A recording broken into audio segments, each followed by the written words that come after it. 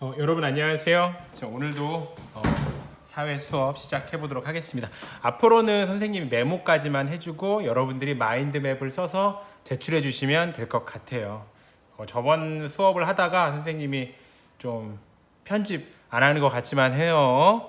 하다가 좀 끝부분을 잘라 먹었는데 생각해 보니까 마인드맵은 여러분이 완성하는 게 더 효과적이겠다라는 결론이 좀 있었어요. 그래서 오늘부터도 메모까지만 같이 해보고 마인드맵은 여러분들이 연결해 보는 걸로 하도록 하겠습니다. 자, 우선 우리는 공부 어떻게 하기로 했죠? 복습하기로 했죠. 여러분, 요 전략은 선생님이 고등학교 때까지 썼던 전략이고 몇 년 전이야? 20년 전에는 먹혔어요. 요즘도 먹히는지는 잘 모르겠는데 이 전략의 장점은 뭐냐면은 쉬는 시간 수업 시작하기 5분 전 그리고 수업이 끝나고 5분 후를 내가 잘 활용할 수 있는 전략이다 라고 생각하면 되겠어요. 여러분, 하루를 알차게 보내는 방법은 뭐예요? 시간을 알차게 보내면 됩니다. 시간을 알차게 보내는 방법은 뭐예요? 전략적으로 보내야 돼요. 전략적으로 보내는 방법은 뭐예요? 그 시간이 있을 때 그 시간을 잘 보내기 위한 방법이 있으면 됩니다. 여러분, 오늘 학원도 갈 거고요. 온라인 클래스도 할 거고요. 그중에서 사회 수업도 들을 거예요. 어떤 전략으로 수업을 듣고 있는지 질문 드리고 싶네요. 저는 아무 전략이 없어요. 그냥 오늘부터 전략 만드시면 됩니다.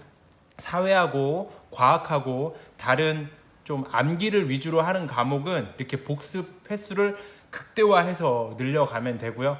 수학이라든지 또 여기서 또 나오는데 과학이라든지 뭐 국어라든지 이해를 중심으로 하는 학문 같은 경우는 말을 많이 해보면 되겠어요. 수학 풀고 정답만 얘기하는 게 아니고 이 정답이 나온 과정을 말로 풀어보고 노트에다 써보는 건데 논리적으로 빈틈이 없게끔 공부하시면 되겠습니다. 자, 사회 시작하도록 하겠습니다. 우리 공부 어떻게 하기로 했죠? 그렇죠. 복습 해볼게요. 자, 우리 지도 배웠어요.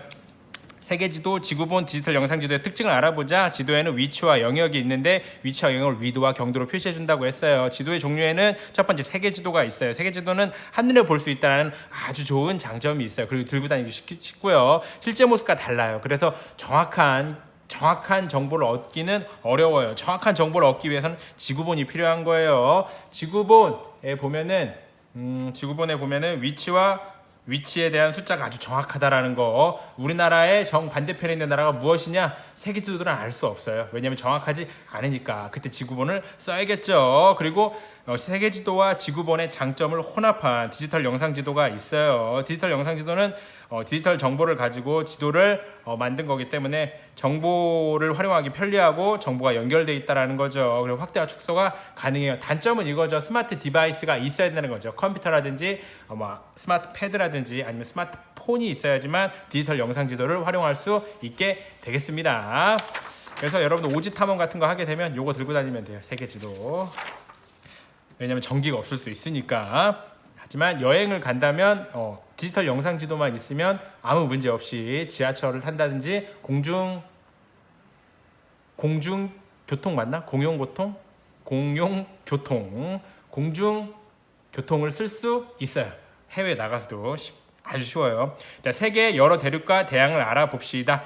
지구는 육지하고 바다로 이루어져 있다라고 보면 돼요. 지구는 뭘로 이루어져 있어요? 육지와 바다. 이거 부모님께 한번 질문을, 엄마 지구는 뭘로 이루어져 있지? 라고 했을 때 요거를 대답하는 게 쉽지가 않아요. 엄마 아빠한테 부모님께 한번 질문 들어보면 순간 얼음이 되실 수도 있는 아주 재밌는 질문이 되겠습니다. 참고로 이거 질문 했는데 혼났어요. 밥이나 먹으라고. 자, 대륙이 있습니다. 대륙은 큰 땅덩어리를 말하는데 뭐보다 커야 돼요? 그린란드보다 커야 된다. 그린란드보다 큰 땅덩어리 몇 개 있어요? 6개 있어요. 첫 번째 아시아 제일 커요. 두 번째 아프리카, 아시아 다음이에요. 제일 작은 게 오세아니아예요. 그 다음에 북아메리카는 북반구에 있고 북극해에 있다는 거. 남아메리카, 그 다음에 유럽이 있어요. 대양은 아주 큰 바다인데 가장 큰 바다는 태평양이에요. 그리고 대서양이에요. 인도양이에요. 북극해예요. 남극해예요. 북극해는 작아요. 해는 작은 바다. 그나마 양보다 작은 바다. 남극해는 애매해요. 아주 큰데 이게 양보다는 작은 것 같고 해보다는 커요. 그래서 어떻게 될지 모르지만 아직은 남극해다라고 이해하시면 되겠어요. 그 다음은 세계지도, 지구본, 디지털 영상지도를 활용하여 세계 여러 나라를 소개해보자 라고 했어요. 이것들은 정 정보를 가지고 있는 거예요. 그 나라에 대한 정보를 가지고 있는 거죠. 디지털 영상 지도, 우리가 가장 많이 활용하는 게 디지털 영상 지도겠죠. 월드컵 개최한 나라를 알아보려고 해요. 디지털 영상 지도를 가지고 검색해 보면 되겠죠. 그래서 주요 관광지도 나오고 가는 방법도 나와요. 비행기 근데 가서 어떻게 이동할지까지 다 나와요. 지사의 디지털 영상 지도는 정말 장난 아닙니다. 근데 막 다 저장된다고 해요. 그 나의 그런 위치 정보 같은 게 다 저장돼 가지고 그런 것들이 마케팅 정보로 활용될 수 있는 그런 안타까운 점, 좀 무서운 점도 있지만 하여튼 굉장히 편리합니다. 도시를 가본 것 같은 느낌까지 준다고 해요. 좀 코로나 시대에는 한번 활용해 볼 만 하겠죠. 세계 지도는 한눈에 알아볼 수 있고 쉬운 지도이기 때문에 세계 일주 경로를 소개하는 데 쓸 수 있다고 해요. 소개하는 데 쓰는 거예요. 경로를 이게 지정하는 데 쓰는 게 아니에요. 소개할 때. 왜냐면 한눈에 볼 수 있으니까. 그리고 주변 나라를 한눈에 볼 수 있는 거예요. 지구본은 반대편 나라가 어디 있는지 그냥 딱 알 수 있어요. 왜? 위치를 숫자로 아주 정확하게 위도와 경도로 정확하게 표현된 게 지구본이기 때문에 그래요. 자, 세계 일주 경로를 만들 때는 지구본을 써야 돼요. 지구본이 정확하니까. 왜냐면은 에너지를 써가지고 우리가 거기로 이동하는 거기 때문에 최단 경로로 가야겠죠. 자, 1978년 월드컵을 디지털 영상 지도를 통해서 검색해 보았더니 아르헨티나다 했더니 우리나라 면적의 28배다 라는 내용까지 나오고요. 부에노스아이레스 로사리오라는 도시에서 개최되었다, 경기가 열렸다 라는 정보까지 나오고, 부에노스아이레스 가는 방법, 로사리오의 맛집 뭐 이런 것들이 다 뜨기 때문에 꼭 가본 것만 같다라는 느낌을 주는 게 디지털 영상지도겠어요. 자, 그 다음에 세계 여러 나라의 면적과 모양을 살펴봅시다. 그래서 세계 여러 나라는 우선 지도에서 봤을 때는 영토 크기 그리고 면적 모양으로 그 나라를 설명할 수 있겠어요. 1위 큰 나라 러시아, 2위 캐나다, 3위 미국, 4위 중국, 5위 브라질인데 이 정도는 알고 있자라는 거죠. 5개 국가. 83인 대한민국이에요. 대한민국은 남한하고 북한하고 합했을 때 22만 제곱킬로미터랑 세제곱킬로미터 아니에요. 제곱킬로미터입니다. 라오스하고 영국하고 가이아나가 우리나라랑 크기가 비슷하다라고 보면 되겠어요. 최하위는 바티칸 시국인데 바티칸 시국에는 시민이 한 분밖에 안 계세요. 교황님밖에 안 계십니다. 자, 면적을 비교할 땐 세계 지도는 안 돼요. 왜? 세계 지도는 부정확하기 때문에 안 되겠어요. 디지털 영상 지도는 돼요. 왜냐면 디지털 영상 지도는 정보들끼리 연결되어 있기 때문에 비교할 수 있겠어요. 참고로 아르헨티나 우리나라 몇 배라는 거죠? 28배라는 거죠. 엄청난 크기입니다. 자, 사우디아라비아는 국경선이 단조롭다는 거, 아이슬란드는 해안선이 복잡하다는 거, 그리고 아르헨티나는 남부로 길게 뻗어 있다는 거, 탄자니아는 둥근 모양이다. 여기까지 한번 우리가 복습을 해보고 있어요. 세계의 다양한 기후를 알아봅시다. 있어요. 세계 땅덩어리 러시아가 제일 크고 그 다음이 캐나다고 한데 안타깝게도 쓸모없는 땅이 굉장히 많아요. 그거에 대해서 한번 알아볼게요. 세계에 다양한 기후가 있다는 거. 기후라는 건 날씨가 좋은 날이 있고 나쁜 날이 있고, 우리가 한여름에만 산다면 아주 살기가 쉽지 않겠죠. 그리고 한겨울에만 산다면 그것도 아주 살기 어렵겠죠. 요즘 같은 가을철 날씨가 우리가 돌아다니기 아주 좋겠죠. 선선한 요 날씨 정말 좋은 것 같아요. 자, 적도지방에서 극지방으로 갈수록 기온이 낮아진다고 해요. 적도지방에 산다고 해서 좋은 게 아니에요. 극지방에 산다고 해서 좋은 게 아니에요. 좋은 땅은 좀 이따 얘기해 줄게요. 영도시 가 적도겠죠. 적도로부터 얼마큼 멀리 떨어져 있느냐. 이제 열대에 높다. 뭐가 높아요? 기온이 아주 높고 강수량이 많다. 그리고 건조 기온은 기온은 높은데 강수량이 500mm 미만인 거예요. 바다로부터 멀리 떨어져 있으니까. 온대는 사계절이 뚜렷하고 여름과 겨울이 있다라는 거. 냉대는 사계절이 있는데 겨울이 아주 춥고 길다라는 거. 한대는 매우 낮은 온도, 제일 높은 온도도 10도씨 미만이에요. 이 동네에서는 반팔이라는 건 존재하지 않겠네요. 자, 그 다음에 고산기후라는 게 있어요. 지형에 따라서 그런 기후가 있는데 봄철 같은 날씨래요. 좋겠죠? 멕시코시티, 보고타, 키토, 라파스, 마추픽추 있어요. 이 나라들은 열대지방에 있는 나라의 수도입니다. 남아메리카. 왜 여기에 수도가 있는 거예요? 나머지 지역은 너무 덥고 습하기 때문인 거예요. 자, 태양 에너지가 얼만큼 오느냐에 따라서 적도는 열대가 되고요. 태양 에너지가 조금 오는 극지방은 한대가 되는 거예요. 자, 위치와 지형에 따라서 기후가 결정되는데, 위치는 어디로부터 얼만큼 떨어져 있냐, 적도로부터 얼만큼 떨어져 있냐, 지상으로부터 몇 미터냐, 이 정도겠죠. 참고로 요 도시들은 3,600m 이상이라고 하니까 지리산 꼭대기보다 더 높은 거예요. 여러분들 차 타고 한번, 거기 어디죠?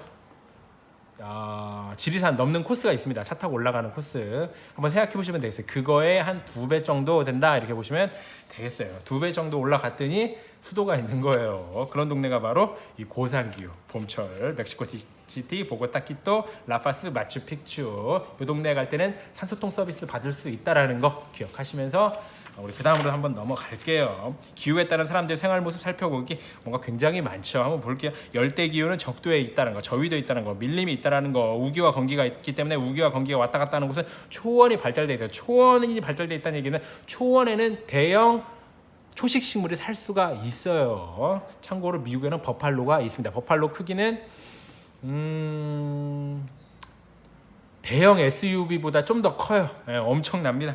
자, 이런 곳은 화전 농업이 발달해서 왜 그냥 불로 태우고 그냥 농사만 지어도 잘 자라니까 얌, 카사바, 바나나, 기름야자, 커피 나오는 것도 아주 많죠. 열대 작물을 재배할 수 있는 산업이 발달되어 있고 그거에 더해서 생태 관광 산업도 있어요. 생태 관광 산업이 가능한 거는 이 먹이가 풍부하기 때문이죠. 사파리 관광 산업이 있다라는 거고 그 다음에 건조기후 어딨죠? 건조기후 중앙아시아 위도 20도 바다로부터 멀리 떨어져 있어요. 사하라 사막 초원이 발달돼 있겠죠. 초원마저 없으면 중앙아시아에는 사람이 살 수가 없을 거예요. 오아시스하고 강 주변에 물 풀을 따라서 유목 생활을 하고 있어요. 자, 나일강, 몽골 초원, 그 다음에 모로코의 진흙지 들을 생각해 보시면 되겠어요. 자, 그 다음에 온대기후 가장 핫한 지역, 가장 좋은 지역, 살기 좋은 지역, 사계절이 뚜렷하라는 거, 중위도라는 거. 우리나라는 벼농사, 서부 유럽은 밀농사, 지중해는 올리브와 포도. 우리나라도 이거 다 지을 수 있는데 그 중에서 우리나라 벼농사가 발달한 나라인 거예요. 다양한 농업이 있다라는 거, 인구가 많다라는 거, 인구가 많다 보니까 산업이 발달했다라는 거. 그 다음에 냉대기후예요. 1위 러시아하고 2위 캐나다가 여기에 속하겠죠. 러시아, 캐나다. 중위도에서 고위도에 있다라는 거예요. 극지방에 그만큼 가깝다는 얘기겠죠. 여름은 밀이랑 감자를 농사 지을 수 있어요. 옥수수도 농사를 지을 수 있어요. 하지만 겨울이 길고 아주 추워요. 그래서 침엽수림이 발달해가지고 침엽수림을 따라서 이즈바라는 집이 발달했고 목재와 펄프를 수출할 수 있는 산업이 발달했다라고 보면 되겠어요. 자, 그 다음에 한대 기후. 자, 고위도에 아주 낮아요. 뭐가 낮아요? 기온이 낮다라는 거. 술록을 키우는 유목 생활을 한다는 거. 그 다음에 뭐 조금씩 초원이 있나 봐요. 봄철이 되면 초원 같은 게 있겠죠. 하지만 석유, 천연자원이 요즘 개발되고 있어서 자원 개발 붐이 일어나고 있고 우리나라도 세종과학기지, 장보고과학기지, 다산과학기지를 이곳에 한대기후에 배치를 해서 이런 자원 개발 산업에 뛰어들고 있다라고 보면 되겠어요. 자, 그 다음 보겠습니다. 세계 여러 나라 사람들의 다양한 생활 모습을 살펴보자. 생활 모습을 살펴볼 때는 의식주를 보면 돼요. 다양하다라는 거. 왜 다양해요? 기후가 다양하기 때문인 거예요. 자, 케냐, 시카, 인도, 사리는 힌두교하고 연결되어 있다는 거죠. 북극은 아노락, 아주 추운 지방에 적응하기 위해서 이런 옷들이 발달했다는 거. 더운 지방. 자, 음식은 터키는 케밥, 뉴질랜드는 항이, 멕시코는 타코인데 케밥은 이슬람교가 유목 생활을 하던 그런 역사를 유목 생활을 하던 그런 기후에 적응해서 유목 생활을 하던 그런 습관 생활 양식이 정착을 해서 케밥이 만들어졌다라는 거죠. 여러분 육포 좋아하죠? 육포도 유목 생활에서 온 음식이라고 보면 되겠어요. 선생님이 드디어 비염이 조금 나아진 것 같습니다. 오늘은 킁킁거리지 않네요. 정말 다행이야. 자, 집입니다. 페루는 갈대집이에요. 갈대가 많으니까 갈대집이고 추위가 없으니까 갈대로 집을 지어도 상관이 없었나 봐요. 자, 몽골은 게르입니다. 텐트죠. 굉장히 좋은 텐트. 왜냐면 유목생활 해야 되니까. 파푸아뉴기니는 고산가옥이에요. 왜냐면은 나무와 풀이 많아가지고 고산가옥을 지었는데 열기와 습기를 피해가지고 바람을 활용하기 위해서 고산가옥을 지었다고 합니다.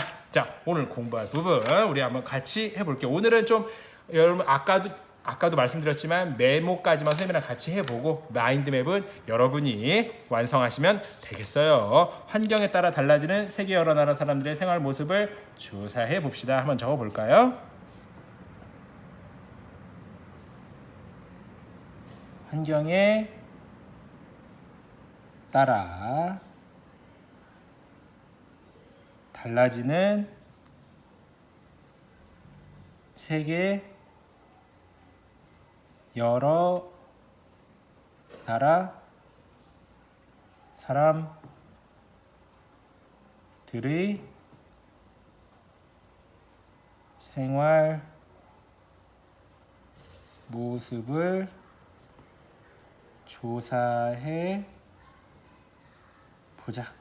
우리는 조사 방법에 대해서 배울 것 같네요, 오늘. 근데 환경이라는 건 뭐예요? 기후겠죠. 세계 여러 나라의 자연 환경과 인문 환경은 매우 다양해요. 자연 환경. 자연 환경이라는 건 뭐예요? 기후, 지형 이런 것들입니다. 인문 환경이라는 건 뭐예요? 뭐 의식주예요. 의식주 이거는 기후하고 지형 이렇게 보면 되겠어요. 매우 다양하며 이에 따라 각기 다른 생활 모습이 나타난다.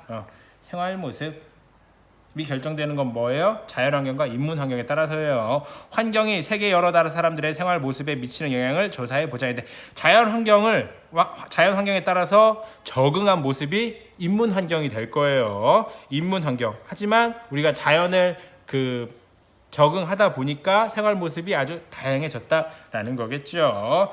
자, 이렇게 조사해요. 자, 제일 먼저 뭐예요?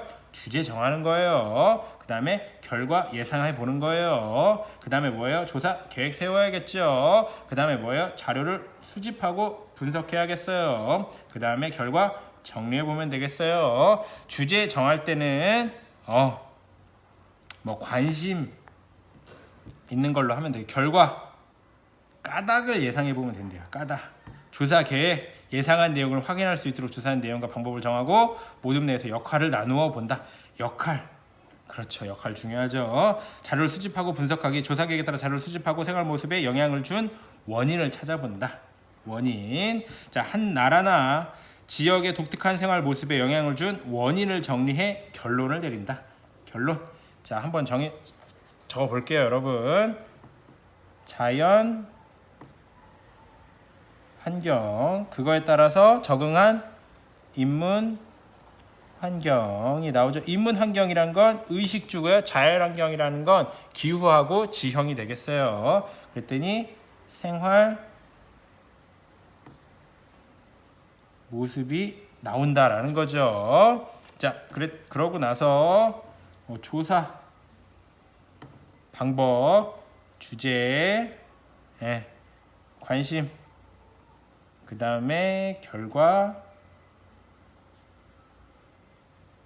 까닭, 그 다음에 조사, 역할을 정해야겠죠. 자료, 수집, 분석, 원인을 찾아야겠죠. 사람들의 생활 모습이 이렇게 다양한 원인은 뭘까? 뭐 정해져 있지만 그냥 얘기하는 게 아니고 사회적 용어를 써가지고 원인을 분석하는 겁니다. 결론을 내면 되겠어요. 원인은 이런 것이다. 사회적 용어를 써가지고 이런 결론을 도출해야겠죠. 어디까지인가요? 그렇구나. 여기까지 하면 되겠네요. 여기까지. 시간이 빨리 할게요, 여러분. 도현이네 모듬은 세계 여러 나라의 생활 모습 중 아까 관심 동그라미 쳐줍시다. 있는 사례를 선정해 조사 계획서를 작성했대요. 조사 계획서를 작성했다. 조사 계획서에 어떤 내용이 들어가는지 살펴보자라고. 조사 계획서 몽골의 게르. 주제 정하기. 왜 게르에 살까? 왜? 원인을 살펴보는 거죠. 결과 예상하기. 게르는 몽골 지역의 지형, 기후와 같은 자연환경의 영향을 받아 나타난 주거 형태이다. 주거 한번 동그랗게 주거. 좋네요. 게르는 몽골 지역 사람들의 유목생활, 그러니까 여기는 자연환경, 유목생활은 뭐예요? 인문환경이겠죠. 관련이 있을 것이다. 조사계획 세우기, 조사할 내용, 지형, 기후, 유목생활, 구조, 재료, 특징, 생활 모습 이렇게 조사한대요. 그러니까 자연환경과 인문환경을 조사한 거겠죠. 자, 인터넷 검색하기, 수집 방법 인터넷, 그 다음에 관련 책이 좋겠네요. 사회과부도 관련 책이네요. 모든 내 역할 분담. 도연이는 이렇게 하고 건빈이 이렇게 하고 이렇게 한다고 해요. 자, 여기도 한번 적어 볼게요. 관심, 조사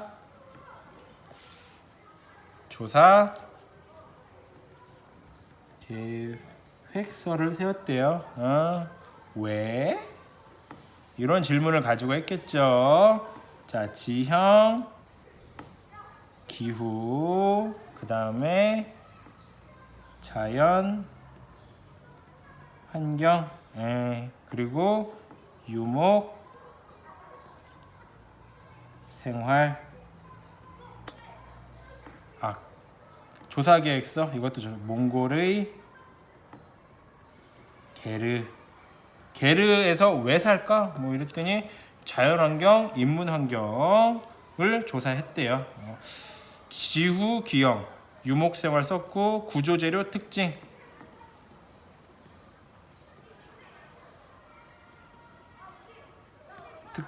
그 다음에 생활 모습. 이만큼은 인문환경이겠네요. 인문환경. 조사 방법은 인터넷이 편하고 좋죠. 그 다음에 관련 책을 읽어본다고 합니다. 자, 그 다음 우리 한번 볼게요. 자, 도연이네 반 친구들은 계획서를 바탕으로 조사를 한 뒤에 보고서를 다양한 형태로 작성했다. 몽골 유목민들은 게르라고 불리는 집에 산다. 게르. 이러한 주거 형태에 영향을 미친 환경 요인은 무엇인지 알아보았다. 환경 요인 알아봤대요. 몽골의 지형 알아봤다고 합니다. 국토의 대부분이 평균 고도보다 높은 고원지대, 국토의 동쪽에는 초원지대, 서쪽에는 높은 산, 남쪽에는 사막, 북쪽에는 삼림이 분포되어 있다고 해요. 몽골의 기후, 강수량이 적고 건조기후죠. 계절별로 기온차가 크다. 기온차. 여름이 짧고 겨울이 길다. 그만큼 살기 어렵다는 얘기죠. 자, 몽골 사람들 유목생활, 겨울이 길고 비가 적게 내려 농사를 짓기 어렵다. 농사. 자, 가축이 먹는 짧은 풀이 자라는 초원에서 유목생활을 한다. 초원, 유목생활. 게르는 뼈대를 이루는 나무와 뼈대를 덮는 천막으로 이루어졌다. 쉽고 빠르게 조립 또는 분해할 수 있어 가축과 함께 자주 이동해야 하는 유목생활에 유리하다. 자, 유목생활에 유리하다라는 거. 천막은 여름에 강한 햇볕을 반사하고 겨울에 추위를 막아주기 때문에 여름에는 시원하고 겨울에는 따뜻하다. 진짜 요게 여름에는 시원하고 겨울에는 따뜻하다. 캠핑의 미래입니다, 여러분. 게르 하나 사오면 되겠네요. 이게 설치가 어려워. 이동과. 게르 내부에는 난로가 있다. 난로가 있고 가축의 배설물을 연료로 한대요. 배설물을 연료로 한다. 요리와 난방을 한다. 여기선 근데 이런 게 어떻게 보면 진짜 자연환경을 제대로 활용한 것 같아요. 오염물 없이 배설물 버리는 게 아니고 모았다가 이렇게 연료를 활용하는 거죠. 게르는 몽골의 결론. 게르는 몽골의 지형과 기후에 따라 유목 생활을 하고 있는 몽골 사는 사람들에게 적합한 주거 형태이다. 사람들은 주위에서 구하기 쉬운 재료로 집을 짓는다. 집의 모양은 지형과 기후의 영향을 받으며 생활 방식과 관련이 있다라는 거죠. 여러분 40분 수업입니다. 좀 인내심을 가져 주세요. 자, 몽골의 게르 환경 요인 뭔지 한번 알아볼게요. 지형 고원지대래요. 그 다음에 초원지대, 그 다음에 높은 산이 있고요. 여기 높다는 얘기는 한 3,000m, 4,000m 된다는 얘기예요. 올라가면 숨쉬기도 어려운. 그 다음에 삼림이 있다라는 거죠. 자, 그 다음에 기후는 강수량이 적대. 강수량 적다. 기온차 있다라는 거고,